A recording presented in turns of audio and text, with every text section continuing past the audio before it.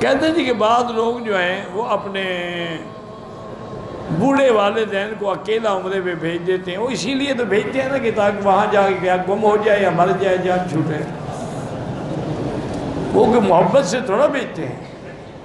محبت سے بھیجیں تو ساتھ نہ آئیں خدمت کے لیے، وہ اپنا بوجھ اتارنے کے لیے بھیجتے ہیں کہ انشاءاللہ طواف میں صفا مروہ میں سنگ مرمر لگا ہوا ہے، کہیں پھسلے گا مر جائے گا جان چھوٹے گا۔ بالکل گناہ گار ماں باپ کو بھیجیں، وہ بھی بوڑھے ہیں، وہ معذور ہیں، ان کے ساتھ ہو، ان کی بھی غلطی ہے کہ تم نے جوانی میں عمرہ اور حج کیوں نہیں کیا، تمہیں بھی تو اب قبر آئے پاؤں لٹکائے تو تمہیں یاد آیا مکہ مدینہ۔